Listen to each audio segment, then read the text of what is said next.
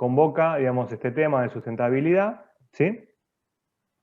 Ustedes saben, ¿no?, que las actividades económicas globalizadas sin control afectan al planeta significativamente, ¿sí? Y, digamos, cosas como cuestiones como el aumento exponencial de la población, el consumo y consumo per cápita, porque aumenta la población exponencialmente y también decae exponencialmente la pobreza, ¿sí? Así que es una multiplicación, ¿sí?, que, digamos, provoca que se eleve el consumo de energía y de materiales, y eso provoca cambios fuertes en la composición de la biosfera. Eso genera en las nuevas generaciones, ¿sí?, una urgencia de acelerar el desarrollo en una dirección sostenible, en un contexto de demanda social por prácticas que cumplan los estándares ambientales. Y eso, para nosotros los químicos industriales, se refleja en la necesidad de intensificar y reducir los riesgos de escalado de tecnologías limpias basadas en recursos renovables en lo posible. Ok. Entonces, bueno, esto rapidito, ¿no? De nuevo, ¿sí? Si agarramos el consumo per cápita de un país y lo multiplicamos por la población mundial y eso lo expresamos en recursos, en unidades de recursos planetarios, si imitáramos a Bangladesh, que es un país relativamente bastante recontrapobre, ¿sí?, estaríamos gastando un cuarto del planeta. Si fuera la India, la mitad del planeta. Si fuera Uganda, digamos, sería un poquito más de la mitad del planeta. China ya es un 10% más, ¿sí?, de la mitad del planeta. Costa Rica un 40%, Francia un 200%, Estados Unidos 4 veces más, etc., ¿sí? O sea, bueno, habría que ver cómo hacer para alcanzar consumos per cápita mundiales entre medio de Uganda y China, ¿sí? Bueno, y para eso tenemos que además mantenernos dentro de una cierta, de ciertos límites, ¿sí? Y bueno, ¿cuáles serían esos límites? El Instituto de Resiliencia de la Universidad de Estocolmo definió 9 variables que definirían, digamos, hablando en términos de química industrial, la ventana de operación de la humanidad, ¿sí? Que son la concentración de dióxido de carbono en la atmósfera, ¿sí?, el pH de los océanos, el ozono estratosférico, ¿sí?, los niveles de nitrógeno, digamos, en las aguas, ¿sí?, en forma de nitratos, nitritos, ¿sí?, amonio, los fosfatos también en las aguas, ¿sí?, el uso de agua fresca, ¿sí?, el cambio, digamos, en el uso de la tierra, ¿sí? O sea, las cuestiones de deforestación, desertificación, sí que pueden aparecer, la biodiversidad, ¿sí? Todo lo que sean los aerosoles atmosféricos, ¿sí?, que es algo que todavía son variables que recién se están midiendo. Hay del orden de 15 estaciones meteorológicas que están midiendo estas cosas recién, hay datos, ¿sí?, pero falta bastante, ¿sí? Y todo lo que es polución química, que no es una sola variable, como ustedes sabrán, sí son infinitas variables casi, ¿no? Pero ¿cómo hacer para medir polución? Bueno, la distancia entre la composición normal y la composición actual de un acuífero, una tierra, ¿sí?, o el aire. Bueno, en lo que es concentración de dióxido de carbono, concentración de nitrógeno en aguas y lo que es pérdida de biodiversidad, estamos muy mal, ¿sí? Les recomiendo el documental el último documental de Netflix de David Attenborough, y si no lo vieron todavía, ¿sí? Ahí tipo les va a decir cómo es la historia de la pérdida de la biodiversidad y cuáles son los principales motores de eso, ¿sí? Así que está buenísimo. Y al principio es una pálida y después se pone copado. Así que bueno, vamos a definir la sustentabilidad, ¿sí?, a partir del informe Our Common Future de la ONU, ¿sí?, liderado por Brundtland, que era la primer ministro de Noruega en el año 87, ¿sí?, y se definió como sigue, ¿sí? Es el desarrollo que satisfaga las necesidades del presente sin comprometer la satisfacción de las generaciones futuras, ¿sí? Estas reuniones, digamos, que empezaron, digamos, un poquito antes de este informe, ¿sí?, se siguieron, ¿sí?, y los muchachos ahí de la ONU definieron 8 objetivos de desarrollo del nuevo milenio en el año 2000, que son erradicar la pobreza y el hambre, la enseñanza primaria universal, la igualdad de género, la reducción de la mortalidad infantil, mejorar la salud materna, combatir enfermedades, garantizar sustentabilidad y generar una alianza mundial para el desarrollo. Estas cuestiones evolucionaron, ¿sí? En los objetivos del desarrollo sostenible. Y, digamos, estas reuniones también definió un poquitito distinto, digamos, la sustentabilidad, ¿sí? Poniendo un poquito más la variable planeta, ¿sí? Que es como sigue, ¿sí? El desarrollo que satisfaga las necesidades del presente mientras se protege el sistema de apoyo a la vida en la Tierra, del que depende el bienestar de las generaciones actuales y futuras, ¿sí? En el año 2015 se declararon los Objetivos de Desarrollo Sostenible, ¿sí? Que son 17 objetivos, ¿sí? Que tienen que ver con la economía, con la sociedad y con el ambiente. Son 3 pilares, como les dije, ¿no? Es el económico, el ambiental y el social, ¿sí? Digamos, cuestiones económicas como seguridad energética, autosuficiencia económica, costos de combustible, costos de capital, capital humano, ¿sí? Cuestiones ambientales como emisiones de gases de efecto invernadero y otras cuestiones que tienen que ver con la calidad de aire, el uso de agua, el impacto sobre la calidad de agua y los suelos, ¿sí? Y la biodiversidad. Y también las cuestiones sociales, ¿sí? Todo lo que sea la seguridad alimentaria. Es decir, bueno, hay una fuerte interacción entre estas 3 metas, ¿sí? Un hecho de sustainability de hace poquito, ¿sí? Plantea 6 grandes transformaciones, ¿sí? Para alcanzar estos objetivos de desarrollo sostenible, ¿sí? Que son, bueno, obviamente la educación, que crea capital humano y promueve el crecimiento económico, ¿sí? La salud, ¿sí? La tendencia a un sistema de salud pública, o sistemas de información integrados para la prevención, que ahora son, digamos, se vuelven cada vez más importantes, ¿sí? Y se plantea un objetivo a 2050 que es la cobertura sanitaria universal, ¿sí? Que es un costo, pero, digamos, se está viendo de que, digamos, vamos a decir, desde el punto de vista económico, desde el punto de vista, digamos, corporativo, una sociedad enferma es menos productiva que una sociedad sana. Así que garpa a mediano plazo, ¿sí? Bueno, industria sustentable, obviamente, ¿sí? Garantizar el acceso universal a fuentes de energía modernas, desfosilizar el sistema energético, ¿sí? Y tratar de reducir la contaminación industrial del suelo, el agua y el aire. Alimentación sustentable, ¿sí? Cambiar la demanda del consumidor hacia dietas más saludables y tratar de conservar los ecosistemas para que los sistemas alimentarios sean más resilientes, ¿sí? Tratar de, digamos, sustentabilizar las ciudades, porque ahora el 55% de la humanidad está concentrado en ciudades. Eso para 2050 va a ser un 70%. Y el PBI mundial está generado por el 70% del PBI mundial ahora está generado por las ciudades y para 2050 va a ser el 85%. Así que, obviamente, digamos, las ciudades son un punto importantísimo. Y bueno, toda la cuestión de las tecnologías 4.0 que están buenísimas, aumenta la productividad a full, pero tienen sus cuestiones de riesgos relacionados al manejo de los estados y cadenas productivas, ¿sí? O sea, cuanto más dependas de tecnologías 4.0, más hackeable sos, ¿sí? Así que bueno, les planteo un enfoque problema-solución donde, digamos, vamos a tratar de ver cómo, digamos, ciertas problemáticas relacionadas a determinados objetivos de desarrollo sostenible, ¿sí? Implican, digamos, bueno, diversas acciones que podemos hacer desde la tecnología, ¿sí? Por ejemplo, las energías renovables generan trabajo, ¿sí? Trabajo decente, ¿sí? A la vez que deslocalizan la matriz energética y eso genera más inclusión energética y también contribuiría de alguna manera a que la densidad de población en las ciudades no se multiplique tanto, ¿no?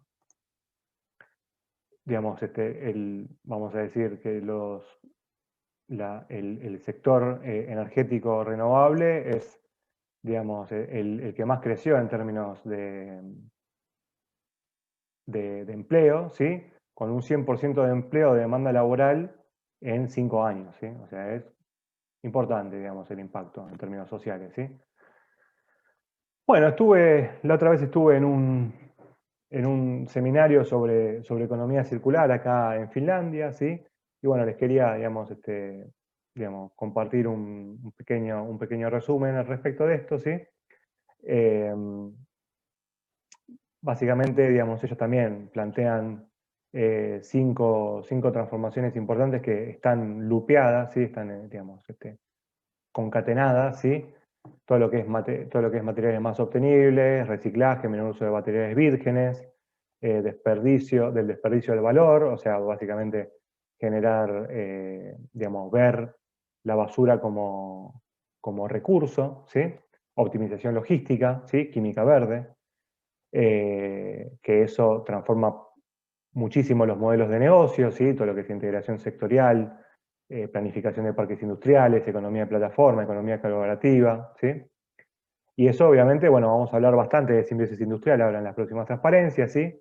Y también impacta en las cadenas de valor, ¿sí? O sea, hay una innovación importantísima en cadenas de valor, que a la vez impacta sobre el consumo, ¿sí? O sea, digamos, reciclaje más eficiente, estilos de vida circulares, alquilar y compartir en vez de vender. ¿Mm? Y, digamos, eso también impacta, digamos, en el corto y mediano plazo, digamos, a la infraestructura, ¿sí? Se va a tender a una producción más cercana al consumo, eso le va a doler un poco a China, pero bueno, es bueno para el ambiente, ¿sí? Edificios de almacenamiento también, digamos, todo lo que sea optimización del almacenamiento, flujos laterales, bueno, energía, rutas de transporte, ¿sí? Y todo eso, digamos un jugador central son los habilitadores digitales, ¿sí? Todo lo que sean las plataformas digitales, inteligencia artificial, todo lo que sea rastreo, monitoreo, data mining. ¿Mm?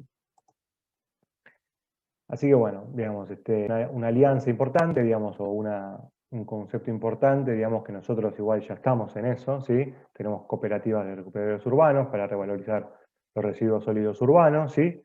Y se habla de triple impacto, ¿sí? Acá tenemos, por un lado, cuidado ambiental, ahorro de recursos a través del reciclaje, y se valoriza el trabajo del recuperador urbano, ¿sí? Que todos sabemos de que es una actividad bastante precaria, ¿sí? Pero la tendencia es bueno, a mejorar cada vez más las condiciones laborales, ¿sí? Y además hay una alianza entre la cooperativa de recuperadores urbanos y el individuo, ¿sí? El consumidor. Eso también se puede escalar, digamos, a nivel corporativo y, digamos, por ejemplo, la empresa Holmen, que es una empresa sueca, pero que tiene su mayor planta en Madrid, ¿sí? Desarrolló un reciclado de papel con ciclo cerrado de agua, ¿sí? O sea, como que no hay efluente acuoso, ¿sí? Y también hay una conversión de residuo orgánico a biocombustible, ¿sí? Todo lo que sea el licor negro, el famoso licor negro, se puede convertir en combustible, ¿sí? Sistema de puntajes por municipio, digamos que genera reducción de ABL, digamos, en el caso de que ese municipio sea eficiente en el reciclado de papel, que obviamente a la empresa le conviene, ¿sí? Además, bueno, tiene otras características, como que tiene bosques propios sustentables, que, digamos, como que lo deforestan y lo reforestan, digamos, de una manera de que el bosque en promedio se mantiene igual, ¿sí? E invierten en los municipios que se portan mejor, ¿sí? Por ejemplo, en Sudáfrica, ¿sí? Las cooperativas de reciclaje son equipadas con tuk-tuks, ¿sí? Que son unos carritos, que son bastante mejor que los carritos que vemos en las calles de Buenos Aires, ¿sí? Para la recolección de residuos en el área. En la Argentina está habiendo, digamos, una cuestión, digamos, estrategias locales de desarrollo, estrategias locales de minimización de residuos sólidos urbanos, ¿sí? Provincia de Buenos Aires, Santa Fe, Mendoza, tenemos digitalización de trámites municipales, compostaje domiciliario, utilización de materiales recuperados para mobiliario público, promoción de emprendimientos de recuperación, promoción de la reducción y pérdida de desperdicio de alimentos, ¿sí? Y en Corrientes se tienen puntos verdes, ¿sí? Que se instalaron a partir de convenios con privados con la Universidad Nacional del Nordeste. Así que también las universidades tienen que salir a la calle. Eso es muy importante también. Otra mención que quisiera, digamos, dar acá es el asunto de todo lo que sea el reciclado de metales, ¿sí? Tenemos que entender de que la industria de las energías renovables, por más que, digamos, sean más limpias, tiene su costado, digamos, B, ¿sí? Que es toda la cuestión de la extracción de materias primas, ¿sí? Con prácticas que vulneran los derechos humanos, y toda la cuestión del samario de neodimio para los, digamos, para los imanes que necesitamos para los coches eléctricos y para las turbinas eólicas, ¿sí? Todo lo que sea, digamos, la extracción de aluminio, que emite un montón de dióxido de carbono, la extracción de litio, ¿sí? Que tiene sus cuestiones también, ¿sí? El reciclaje de metales puede mitigar su impacto social, ¿sí? De hecho, en Finlandia, ¿sí? Ellos lo saben muy bien, ¿sí? En el futuro, obviamente, digamos, imagínense, vamos a depender, digamos, de las baterías, así que hay un consorcio enorme entre 4 universidades y un montón de compañías, ¿sí? Para ver de qué manera se optimiza, digamos, la logística, ¿sí? De todo lo que sean las baterías, los metales para baterías y toda la cuestión de la basura electrónica. ¿Mm? Y, digamos, se espera, digamos, un turnover, digamos, un retorno, ¿sí?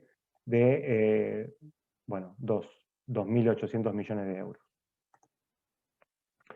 Vamos al concepto de simbiosis industrial, ¿sí? Que tiene bastante que ver con lo que veíamos anteriormente, pero esto es más empresa a empresa, ¿sí? La simbiosis el concepto de simbiosis industrial es la simbiosis entre sistemas industriales que se manifiesta cuando firmas o empresas cercanas intercambian materiales y energía que de otra manera se evocarían en el ambiente, ¿sí? La simbiosis industrial permite que los residuos de una empresa puedan convertirse en materia prima de otra empresa, ¿sí? La simbiosis industrial convierte en externalidades ambientales negativas en beneficios, ¿sí?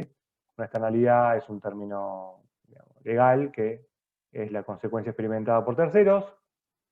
También se promueve el crecimiento económico y se reducen las cargas ambientales, ¿sí?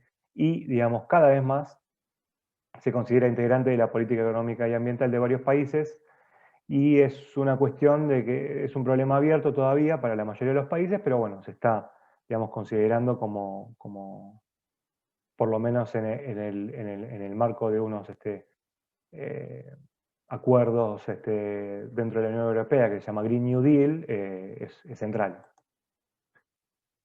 Los pioneros en esto fueron los daneses, ¿sí? Con el Parque Industrial Kalundborg, ¿sí? La empresa danesa Novozymes, junto a la Municipalidad de Kalundborg, que es una ciudad en Dinamarca, formó un consorcio de distintas industrias que concatenan sus efluentes de manera de aprovechar más los recursos, ¿sí? Esto empezó en los años 60 con la concatenación de aguas de proceso de distintas calidades, ¿sí? Que empezaban con agua de altísima calidad de un lago, la purificación de agua, que iba a cuestiones más bien digamos, de generación de energía, que necesitan agua de altísima calidad. Eso después iba a, por ejemplo, agua de proceso para producción de cemento, que tiene requerimientos de calidad mucho menores, ¿sí? Y eso después se fue multiplicando y ahora hay más de 30 corrientes que no solamente son agua, tenemos basura, bueno, digamos, barros de levaduras, biomasa, calor residual, lignina, bioetanol, ¿sí? Un montón de cuestiones, ¿sí? De hecho, esto es una cosa que está en permanente evolución, ¿sí? Y está así de que Ørsted, ¿sí? En Dinamarca, ocupa el primer puesto de la clasificación de sostenibilidad, y es una compañía que cambió por completo su modelo de negocio, ¿sí? Pasando de la compañía danesa de petróleo y gas natural, DONG, a una compañía de energía renovable, ¿sí? O sea, por completo, ¿sí? O sea, Kalundborg ahora es 100% renovable. Y se llama Ørsted, no wonder why, ¿no? Because digamos, la mayor, digamos, potencia instalada de la ciudad es turbinas eólicas. Así que este metaboloma, digamos, del Parque Industrial Kalundborg ahora cambió, ¿sí? Desde la primera vez que hice estas transparencias, ahora, digamos, el centro no es más DONG, sino que es Ørsted. Digamos, la empresa danesa Novozymes tiene también algunas sucursales en otros países, como por ejemplo China. Es un concepto de simbiosis un poquito más chiquito, pero bueno, básicamente tienen una producción de enzimas que tiene su producción residuos orgánicos. Esos residuos orgánicos sirven como fertilizantes, más que nada para materiales para paisajismo y fertilizantes orgánicos. Digamos,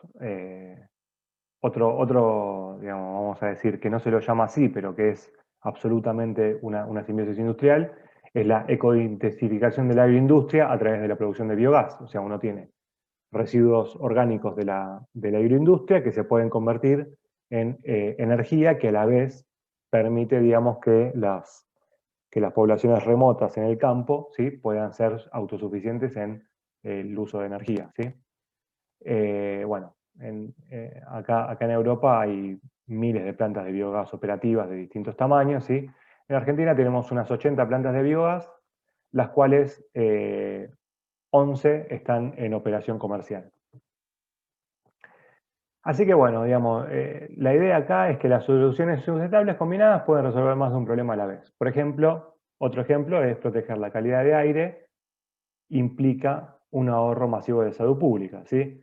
En el sudeste asiático, que tenemos ciudades que son extremadamente contaminadas, hay una tasa de muertes debidas a la contaminación de aire en exterior y en interior que implica millones, centenares de millones de dólares de gasto público, ¿sí?, que, digamos, cambiando de matriz energética se podrían ahorrar, ¿sí? Por ejemplo, un ejemplo más acá, la Municipalidad de Godoy Cruz implementó un sistema de carga solar para coches eléctricos de protección civil destinadas al traslado de personas en situación de emergencia por COVID. Gracias a estos sistemas, además, la comuna evita emisiones de más de 80 toneladas de dióxido de carbono a la atmósfera y un ahorro de 500.000 pesos, ¿sí?, que permite reinvertir en otros sistemas similares. O sea, es una cosa que se retroalimenta, ¿sí? Así que bueno, esto en realidad lo tendría que haber puesto antes, pero bueno, fíjense, esto es un videito, ¿sí?, de cómo fue evolucionando la temperatura de la Tierra, ¿sí?, a través de un siglo y medio, y se estima, digamos que la tasa de crecimiento de la concentración de dióxido de carbono es lineal. Estamos a octubre de 2020, 415 ppm de dióxido de carbono, lo que equivale a un cambio entre 1880 o 60 y la actualidad de 1,5, 1,7 grados centígrados de cambio en la temperatura promedio de la Tierra, ¿sí? Y bueno, el IPCC, que es el panel intergubernamental sobre el cambio climático, ¿sí?, estima, dependiendo de cómo nos portemos en términos de emisiones de dióxido de carbono, ¿sí?, cuáles son las temperaturas o cuáles son los cambios de temperatura, ¿sí?, para 2100. ¿Sí? Si nos portamos muy mal, podemos llegar a tener 8 grados de diferencia, y eso básicamente desertificaría, digamos, hasta el Amazonas casi. Bueno, digamos, ¿cuáles son las oportunidades de mejora o dónde tendríamos que enfocarnos para reducir nuestras emisiones de gases de efecto invernadero? Bueno, depende más o menos del país, pero en general todo lo que sea producción de electricidad, producción de energía, es lo que más, la porción mayor de la torta, ¿sí?, seguido por lo que es el transporte y la industria, ¿sí? Por ahí en Estados Unidos esa proporción es mayor que en Argentina, ¿sí? Por ahí nosotros tenemos una incidencia mayor de lo que es ganadería, ¿sí?, que lo que es por ahí Estados Unidos, ¿sí? Pero bueno, el resto más o menos se mantiene, ¿sí? Industria energética y transporte. Y en lo que respecta a ciudades, sí, también todo lo que sea la urbanización es también un factor importante a tener en cuenta, digamos, cuando uno diseña políticas para combatir el cambio climático, ¿sí? Acá tienen un Nature Geoscience que demostró, digamos, a partir de imágenes satelitales, cómo las ciudades son las principales emisoras de gases de efecto invernadero en relación a las zonas rurales, ¿sí?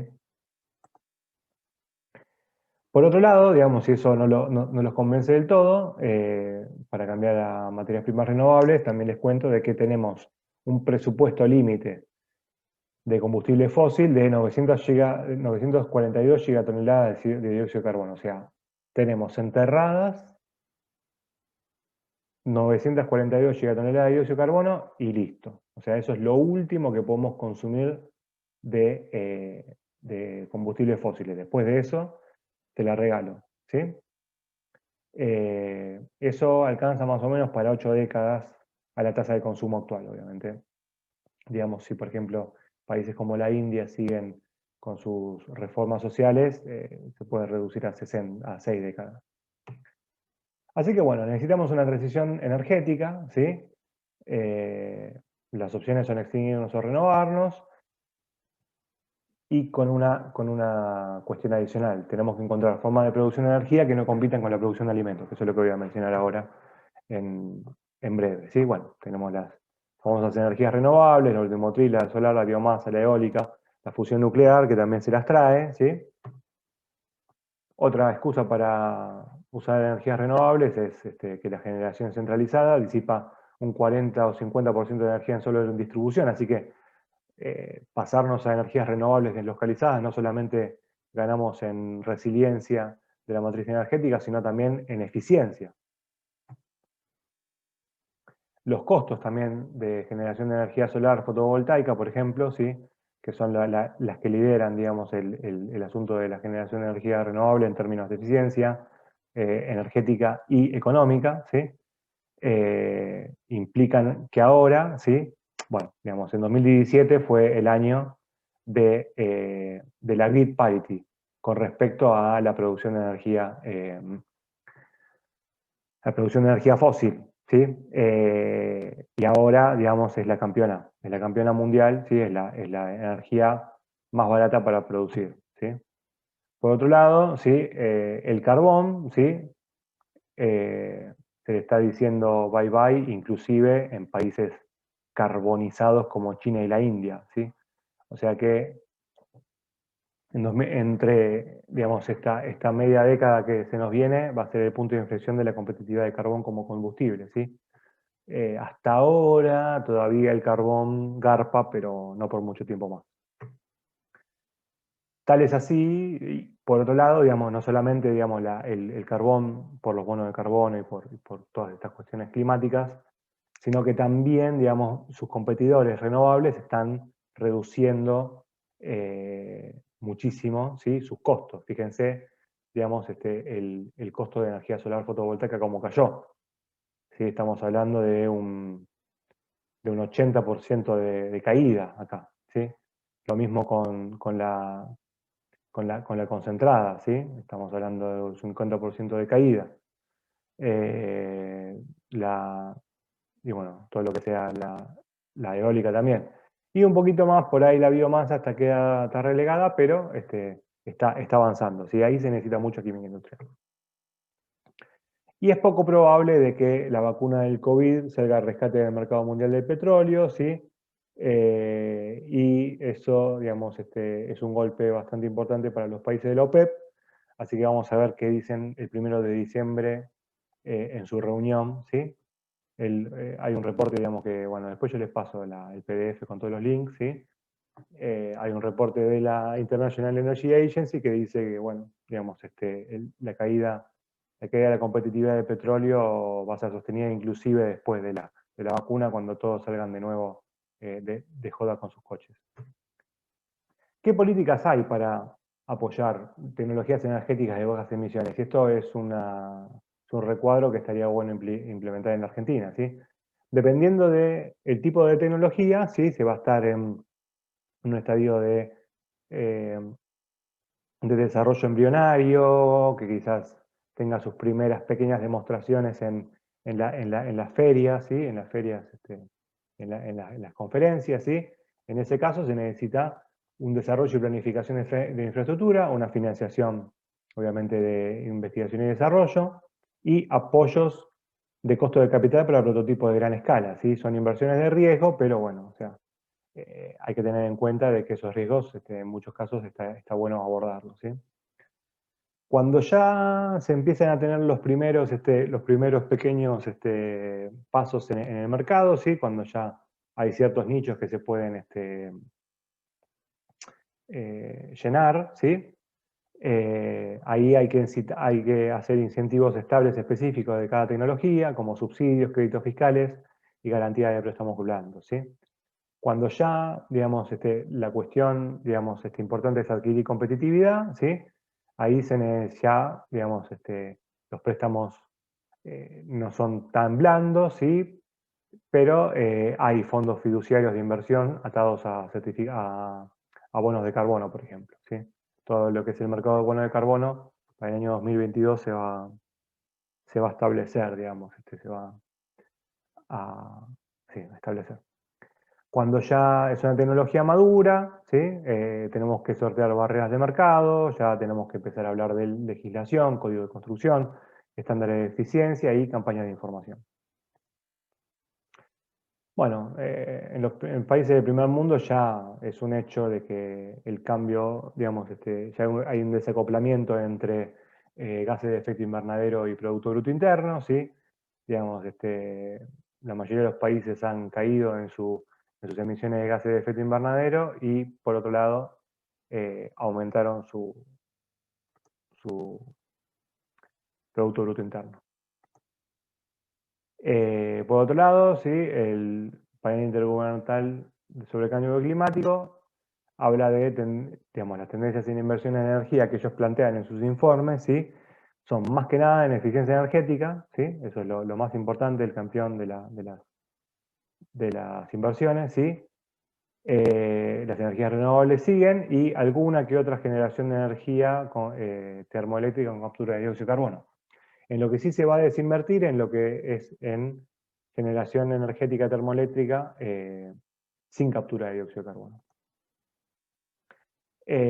Así que bueno, todo lo que es la inversión sustentable es algo que vino para quedarse y hoy en día muchos inversores quieren que su dinero se alineen con un propósito superior más allá de las ganancias, que en realidad, digamos, ellos ven ganancias en eso, ¿no? Es que, digamos, son unos ángeles guardianes de que, digamos, ellos ven de que hay un aumento, digamos, garpa invertir en cuestiones sustentables.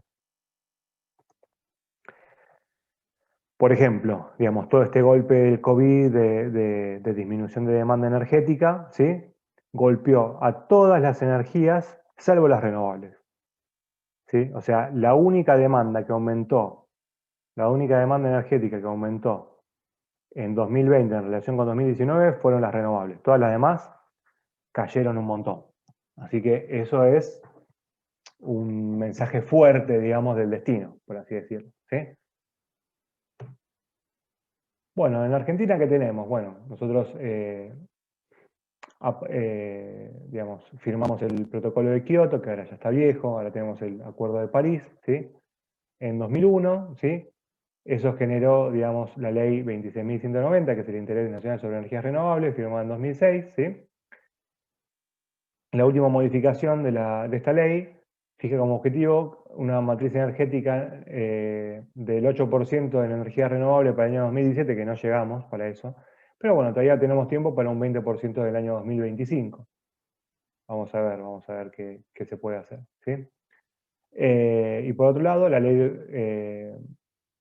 26.190 desembocó en la ley 27.191, que tiene bastante que ver con química industrial. ¿Por qué? Porque bueno, ese régimen de fomento nacional para el uso de energías renovables, ¿sí?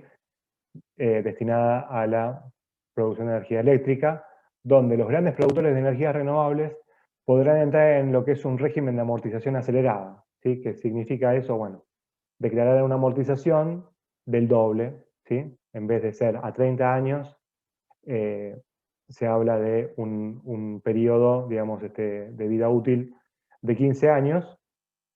Entonces uno declara en los balances una amortización del doble con respecto, digamos, y bueno, eso de alguna manera estimula porque se pagan menos ganancias. Además se genera un fondo fiduciario de energías renovables basado en el ahorro de combustibles fósiles debido al uso de energías renovables. Bueno, esa rueda está un poquito trabada, ¿no? Porque, bueno, todavía seguimos subsidiando en Argentina a los combustibles fósiles y estamos enamorados de vaca muerta, pero bueno, nada, tranca, de a poquito se va moviendo la ruedita esa. Bueno, la participación actual de energías renovables en la matriz energética argentina está alrededor de un 5%, ¿sí? Tenemos que llegar en 5 años al 20%. ¿Cómo vamos a hacer? Bueno, vamos a ver. Tenemos que planear entre todos porque es una cuestión importante. Mientras tanto, en los países acá, en los países vecinos, se están prohibiendo la fabricación y ventas de automóviles a explosión, por ejemplo, en Noruega para 2025 y en Alemania, que es un país bastante productor de coches, para 2030. Bueno, energía solar, ustedes saben que están las dos, la fotovoltaica y la térmica, ¿sí?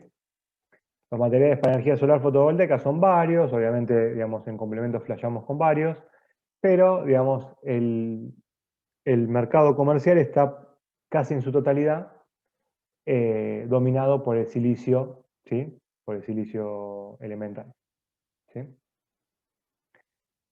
¿Cuál es la capacidad de la energía solar? Bueno, digamos, si tenemos en cuenta la energía total solar que llega a la Tierra, y eso la multiplicamos por la porción de tierra a tierra en la Tierra, ¿sí? Y lo multiplicamos por ejemplo, vamos a decir, un 2%, digamos, de la cobertura, digamos, imagínense las zonas rurales, los techos de las ciudades, ¿sí?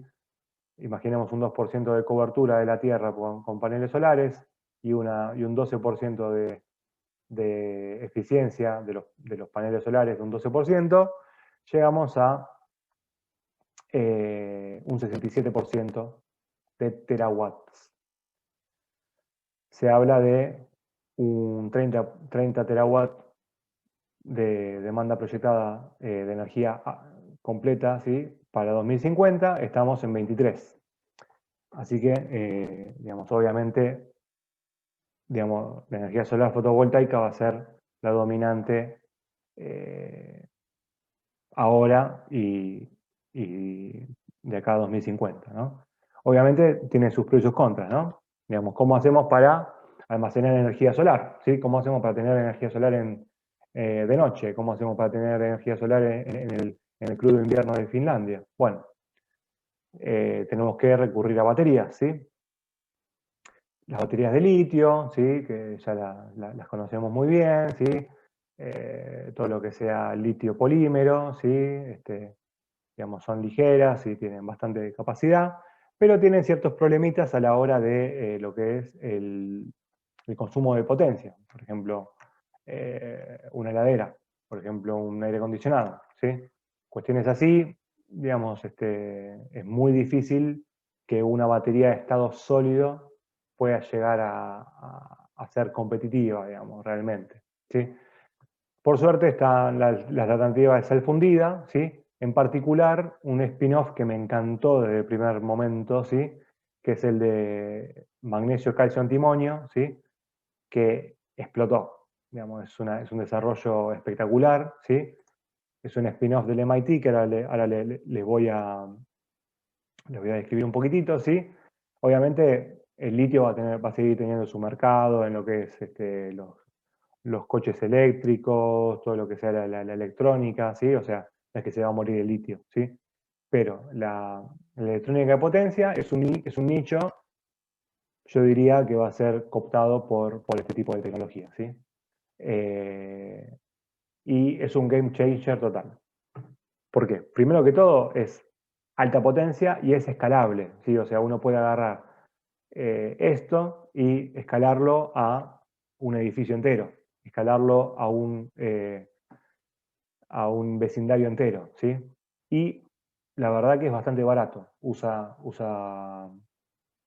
elementos que son fáciles de conseguir, como el magnesio, el calcio, el antimonio, son todas cuestiones fáciles de conseguir, ¿sí? Les recomiendo que se metan en la charla TED de Donald Sadoway, que está acá, el link, ¿sí?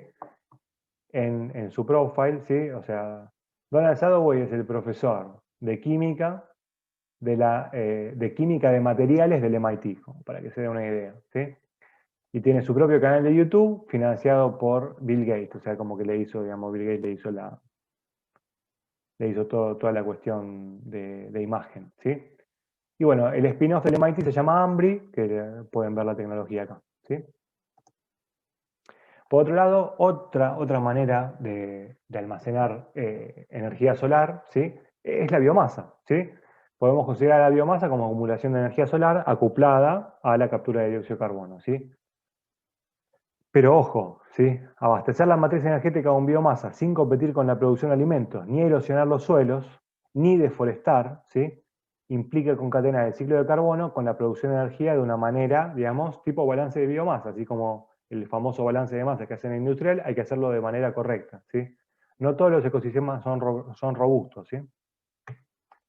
O sea, por un lado, la biomasa implica ecointensificación de la agricultura también, sí, es una forma abundante de energía solar, se encuentra disponible de manera relativamente constante, puede ser coprocesada en instalaciones que usan combustibles fósiles, tanto efluentes como subproductos de la generación de biomasa se pueden transformar en productos químicos o fertilizantes. Por otro lado, la conversión de energía solar en biomasa es menor al 1% o alrededor del 1%, ¿sí? Se requieren grandes extensiones de tierra para cosechar suficiente material. Pero una alternativa serían las algas, que también acá en Finlandia hay bastantes desarrollos en ese sentido. La biomasa se caracteriza por tener baja densidad de energía, ¿sí? Es preferible su uso como materia prima en petroquímica.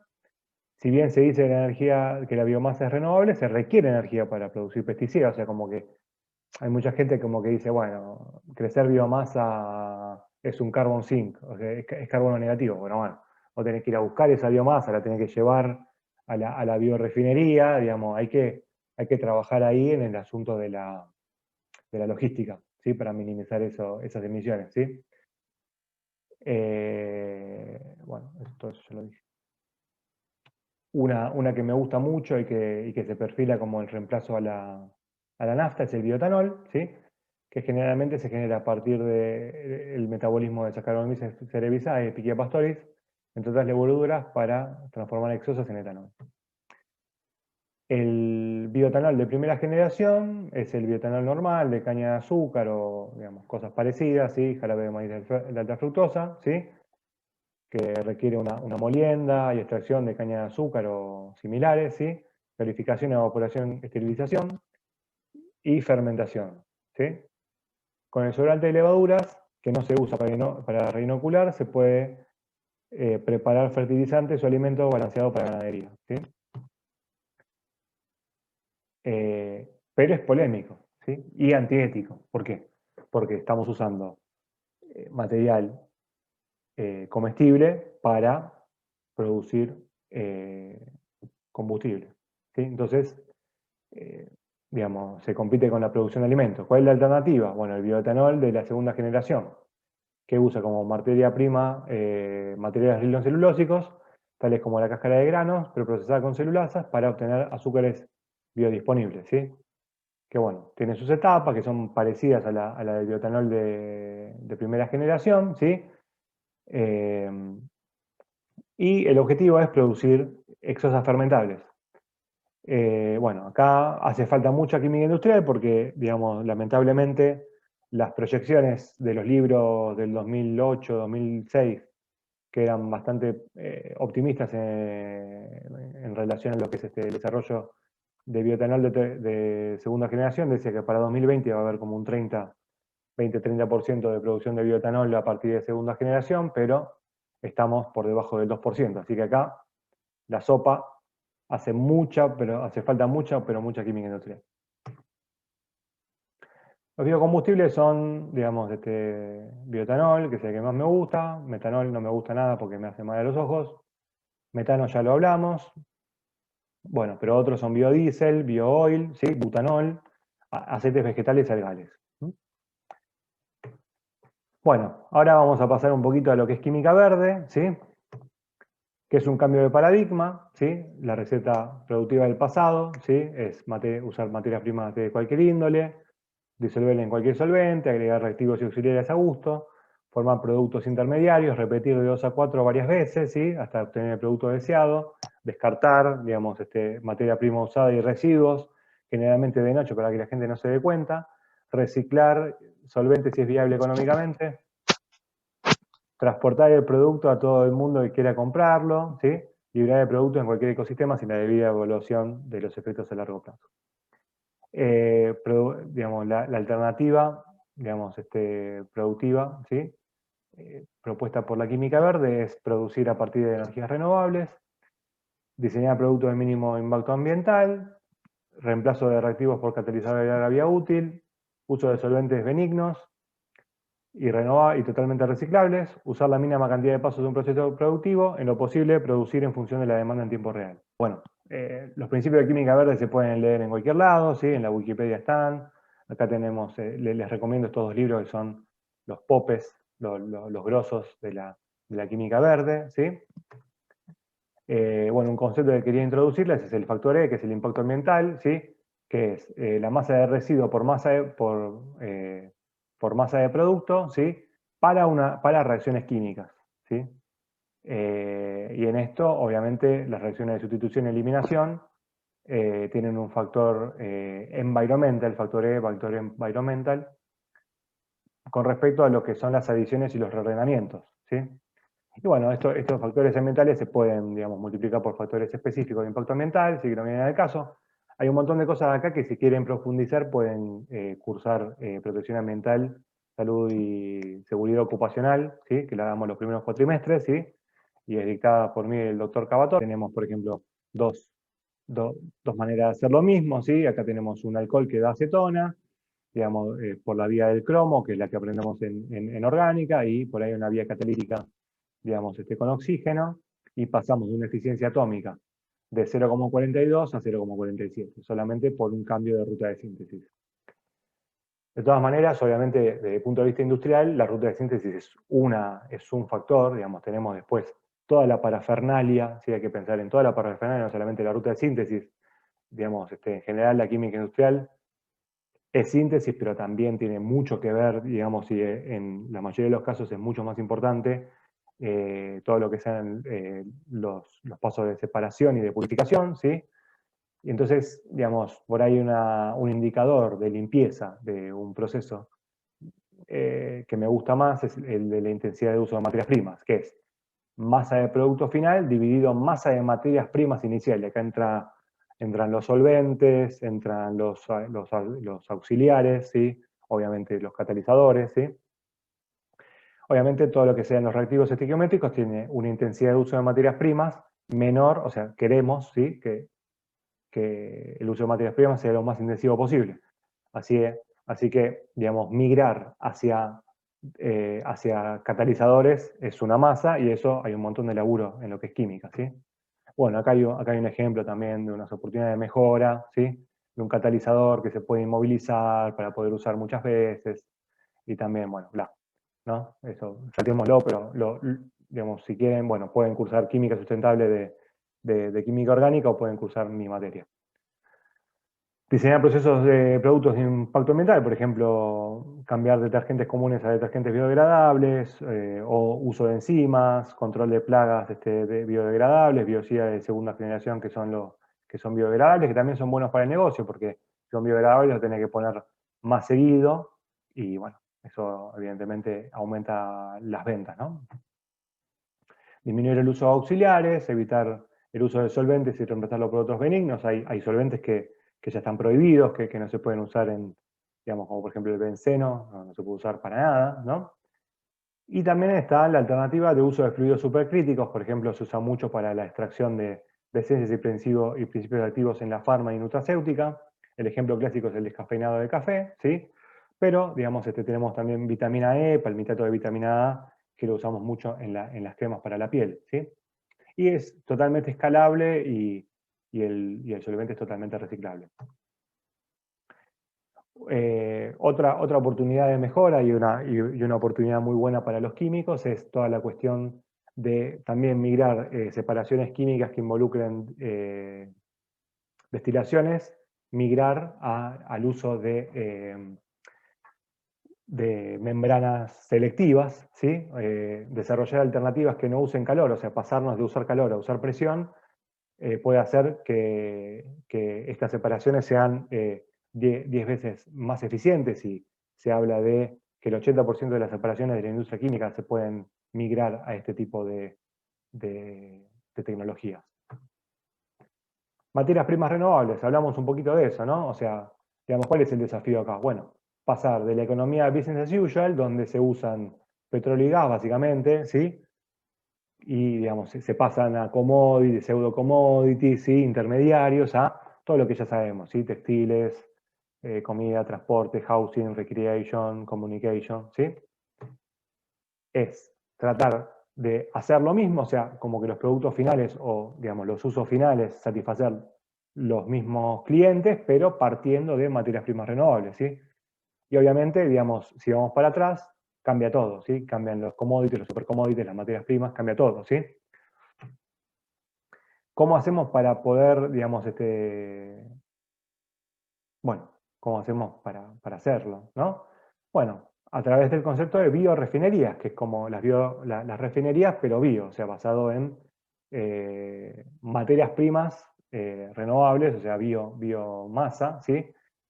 Que no necesariamente las biorefinerías implican solamente usar enzimas o bichitos, también hay procesos catalíticos que se pueden usar, ¿sí? O sea, la biorefinería también implica uso de catalizadores no vivos, ¿sí? Las materias primas de mayor protección para el reemplazo efectivo de fuentes de carbono de renovabilidad infinitamente lenta son mayoritariamente productos de fermentación de azúcares y gas de síntesis por clasificación de biomasa, ¿sí? En función de su posición en el diagrama de flujo de productos, los derivados de biomasa se clasifican en supercommodities, commodities o bloques de construcción. Los bloques de construcción son los más fundamentales, son los que, sí, son los building blocks, son los commodities cero, ¿sí? Bueno, se habla de que los building blocks son los diácidos 1,4, ¿sí? Bueno, aspartic, glucárico, sorbitol, ¿sí? Cosas así. Etanol, glicerol, ácido láctico, ácido cítrico, fructosa, glutámico, ¿sí? Bueno, obviamente esto, digamos, por ejemplo, la industria de alimentos tiene un montón de, de oportunidades, ¿sí? Para también aumentar su sustentabilidad, ¿sí? Todo lo que sea los residuos de la industria de alimentos tranquilamente se podrían convertir en un recurso, ¿sí? De hecho, se hace un montón y les recomiendo entrar en esta página biorenewables.org, ¿sí? Que es la página del Pope Clark, ¿sí? De Química Verde, que está lleno de spin-off de Química Verde, digamos, que partieron de desarrollos en la academia, ¿sí? Y se convirtieron en empresas. Reducir el paso de síntesis, el número de pasos de síntesis, por ejemplo, Soloft, ¿sí? Que es el ejemplo que doy siempre, ¿sí? Una nueva síntesis aumentó la intensidad de materias primas un 60%, ¿sí? Y disminuyó residuos peligrosos en 800 toneladas al año. Pero también encontré un par más, ¿sí? Por ejemplo, la sitagliptina, ingrediente activo para la diabetes tipo 2 de gran demanda, ¿sí? El proceso actual, ¿sí? Involucra una hidrogenación catalítica simétrica de una lámina desprotegida que tiene algunas desventajas como estereoselectividad inadecuada que requiere un paso de separación, la hidrogenación a 18 bar que requiere un equipo de fabricación especializado y costoso y un catalizador de rodio, ¿sí? Mercodexis desarrolló una transaminasa mejorada, o sea, una enzima, ¿sí? Mejorada, digamos, genéticamente, bueno, o sea, cuestiones de química biológica, pero que es más activa que la versión natural, sin que se formaran cantidades detectables del enantiómero S no deseado de la cicagliptina.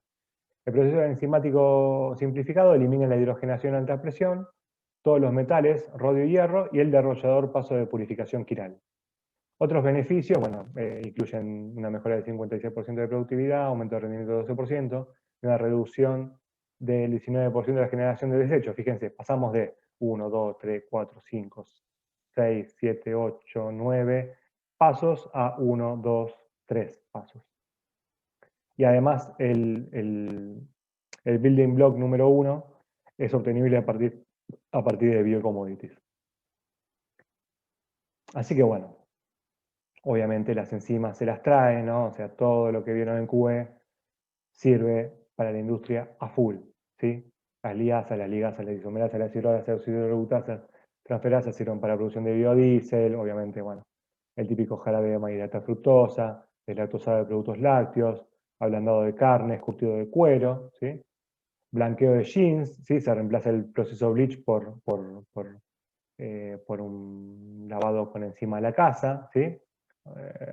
Y bueno, Novozymes, que es una empresa danesa, lo sabe muy bien y es una de las empresas químicas que más crecimiento tiene en el mundo, ¿sí? 23% interanual, que es una guasada para lo que es una industria química. La biotecnología es química verde, ¿sí? Básicamente, ¿sí? O sea, tiene otro nombre, pero es.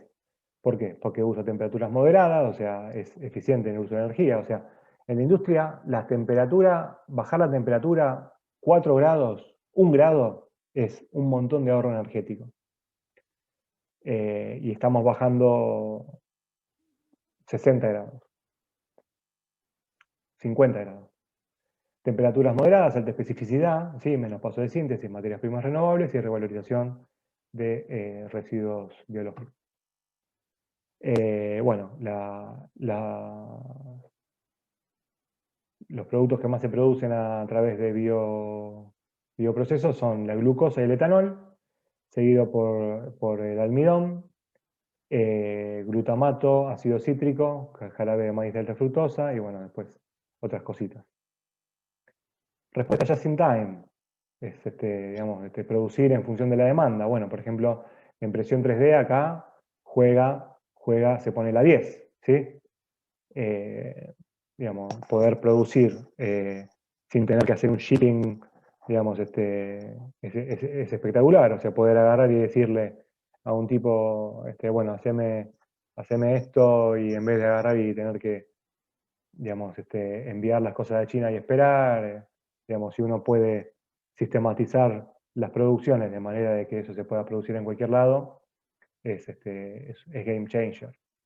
Y, digamos, la impresión 3D por eso y mucho más, también es una de las empresas, uno de los sectores que está creciendo a full, ¿sí? Clasificación de plásticos reciclables también, ¿no? Es una respuesta just in time, ¿sí? La tecnología, y acá juega a full también la tecnología de infrarrojo cercano, ¿sí? Que se utiliza para seleccionar, bueno, distintos plásticos, ¿sí? Y, digamos, acá jugamos a full los químicos porque estamos usando tecnología espectroscópica, ¿sí? Y además quimiometría, ¿sí? Todo lo que es análisis discriminante lineal y análisis de componentes principales, otras técnicas de quimiometría que bueno, digamos, se las trae en lo que es química analítica, ¿sí? Por ejemplo, acá tenemos, ¿no? O sea, la comparación de dos, digamos, si uno agarra y compara dos espectros, ¿no? Este es el espectro de esto que es PET con respecto a sí mismo y un PET modificado con respecto a un PET diferente, o bueno, digamos, es como que esto uno se le puede dar a una computadora y la computadora ya sabe que eso lo tiene que separar, ¿sí?